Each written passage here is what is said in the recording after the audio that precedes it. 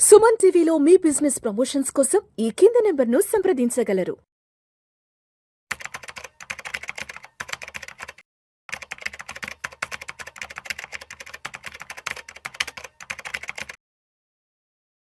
రామచంద్రమూర్తి గారు నమస్తే సార్. నమస్తే విష్ణు గారు. రామచంద్రమూర్తి గారు, ఈ ఆగస్టు సెప్టెంబర్ నుంచి మనకి ఇండియాలో ఫెస్టివల్స్ ఎలా స్టార్ట్ అవుతున్నాయో అదేవిధంగా మన ఇండియన్ స్టాక్ మార్కెట్ దలాల్ స్ట్రీట్కి కూడా ఐపీఓల జాతర, ఐపీఓల పండగ స్టార్ట్ అవబోతుంది.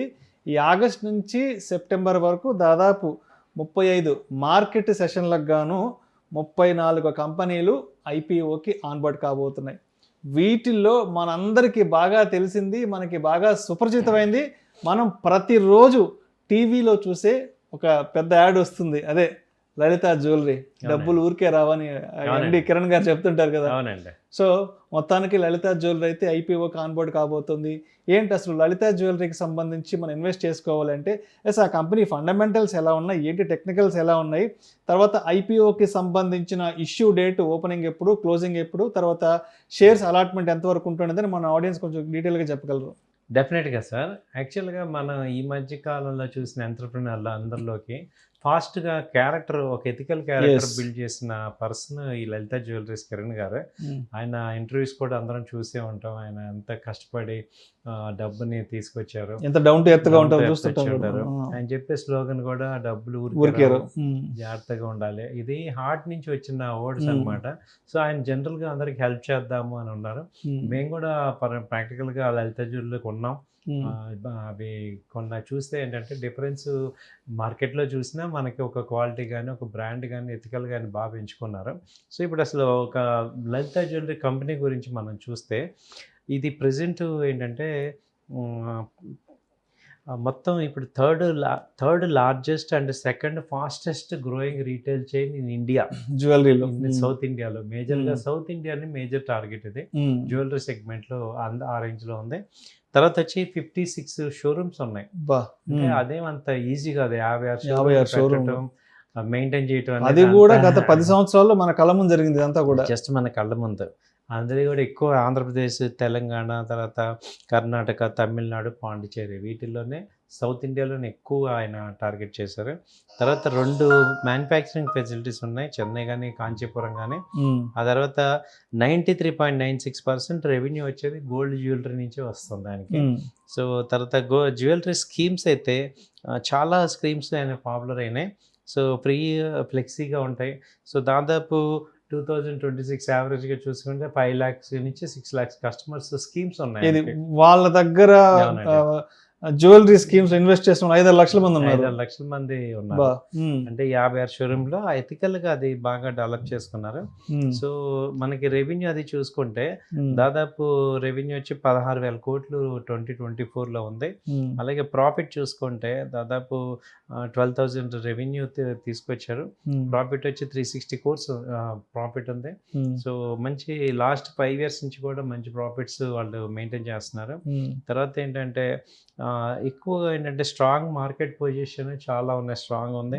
అలాగే లార్జ్ అండ్ మీడియం కస్టమర్ బేస్ని టార్గెట్ చేస్తున్నారు. అలాగే ఈ డెకేడ్స్ నుంచి కూడా ఆయన యొక్క అనుభవాన్ని కానీ, ఆయన యొక్క హెరిడిటీని, లెగసీని కంటిన్యూ చేస్తున్నారు విత్ ఎథికల్. ఒక్క లాస్ట్ 10 years కూడా ఒక రిమార్క్ అలా కంపెనీ మీద చాలా ఎథికల్గా రన్ అవుతుంది.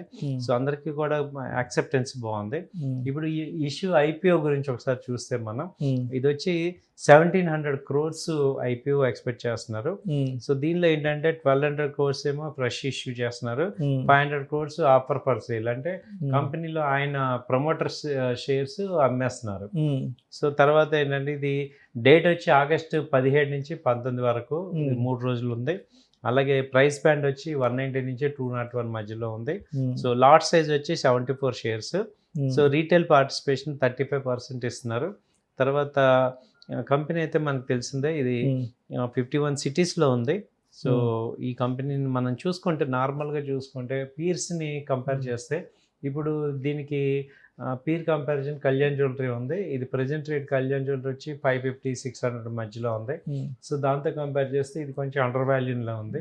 కాబట్టి 200 రూపీస్ పర్ షేర్ అంటే కొంత అమౌంట్ ట్రై చేయొచ్చు ఐపీఓలో. 14 అంటే మనకు తెలిసిన కంపెనీలో కాబట్టి ఇలాంటి కంపెనీలు ఏంటంటే వీటిల్లో ఈయన ఇంటెన్షన్ కూడా ఎథికల్ ఇంటెన్షన్ కాబట్టి మంచి డివిడెండ్స్ ఇస్తారు, గ్రోత్ ఇస్తారు. రెగ్యులర్గా ఇది అగ్రెసివ్ గ్రోత్ అయితే రాదు, కానీ ఒక స్టడీ గ్రోత్ అయితే కంటిన్యూ చేయొచ్చు.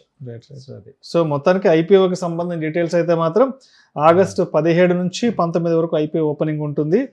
సైజ్ వచ్చేసి ఆల్మోస్ట్ 1700 కోట్ల రూపాయల వరకు వీళ్ళు ఎక్స్పెక్ట్ చేస్తున్నారు. సో దాంట్లో ఫ్రెష్ ఇష్యూ 1200 కోట్లు, ఓఎఫ్ఎస్ వచ్చేసి 500 కోట్లు, ప్రైస్ వచ్చేసి 190 రూపాయల నుంచి 201 రూపాయల వరకు పెట్టుకున్నారు.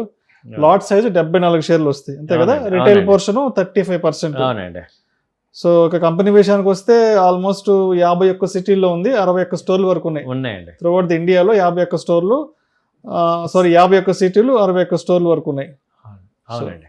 రైట్. సో ఈ లెవెల్లో మెయింటైన్ చేయడం అంటే ఇట్ ఈస్ నార్మల్ ఇష్యూ కాదు. ఆయన కూడా ఏంటంటే ఇక అలా ప్రైవేట్ లిమిటెడ్ మెయింటైన్ చేసేవాళ్ళే, కానీ పబ్లిక్కి కొంత వాళ్ళు హెల్ప్ చేద్దాం అనే ఉద్దేశంతో వీళ్ళు ఐపీఓకి వచ్చారు. కాబట్టి కొంత మనం కూడా ఇన్వెస్ట్ చేసుకుంటే మంచి వెల్త్ క్రియేట్ అయ్యే ఛాన్సెస్ ఉన్నాయి. సో ఇప్పుడు ఏ కంపెనీ అయినా సరే, అంటే ఇప్పుడు పెద్ద పెద్ద కంపెనీలు కూడా ఐపీఓకి వచ్చి ఒక్కొక్కసారి అసలు గల్లంత అయిపోతుంటాయి. కాబట్టి అంటే మనకి చూడడానికి పెద్ద కంపెనీగా ఉండొచ్చు, కానీ బట్ అది ఒకసారి ఆన్బోర్డు ఐపీఓకి ఆన్బోర్డ్ అయ్యి ఒకసారి అది పబ్లిక్లోకి వచ్చాక, పబ్లిక్ లిమిటెడ్ అయ్యాక అది కొన్ని కంపెనీలు ఎందుకు అసలు గల్లంత అయిపోతుంటాయి. కాబట్టి ఎంత పెద్ద కంపెనీ అయినా సరే, మనకి ఎంత బాగా తెలిసిన అయినా సరే, ఆ కంపెనీకి సంబంధించి మనం తెలుసుకోవాల్సిన విషయాలు ఏముంటాయి, అండ్ ఐపీఓ అప్పుడు చూసుకోవాల్సిన, లేదంటే సెకండరీ మార్కెట్లోకి వచ్చాక చూసుకోవాల్సిన అంశాలు ఏముంటాయి.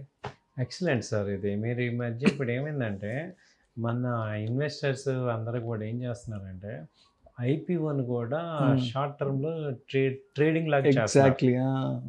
యాక్చువల్గా స్పెక్యులేట్ చేసేస్తున్నారు. ఫస్ట్ డే కల్లా ముందు అమ్మేసేద్దాము అని. దానివల్ల ఏమవుతుందంటే ఈ బయ్యర్ సెల్లర్ ఈ తొక్కిసలాట జరిగిపోయి ఎగ్జాక్ట్లీ ఇక ప్రైస్ వేరియేషన్స్ ఓవర్ఫ్లో అయిపోతాయి. 4 రోజుల తర్వాత యాక్చువల్ ఫ్లోకి వస్తున్నాయి. సో ఇప్పుడు అంటే ఎక్కువ మంది ఏంటంటే ఈ మార్కెట్ గ్రోత్ లేదు కాబట్టి ఈ ఐపీఓని స్పెక్యులేట్ చేస్తున్నారు. అది రాంగ్ యాక్చువల్గా. అంటే స్పెక్యులేషన్ చేసి ఇప్పుడు మీరు దీన్ని బట్టి మీరు అర్థం చేసుకోవాల్సింది ఏంటంటే, ఇప్పుడు ఐపీఓలో మీకు అలాట్ కాకపోతే 1 వీక్ దాకా కొనకండి అసలు. సెకండరీ మార్కెట్లోకి వచ్చాక ఒక 1 వీక్ ఆగండి. ఎందుకంటే హయ్యర్ ప్రైస్లో 20%, 30%లో లిస్ట్ అవుతుంది.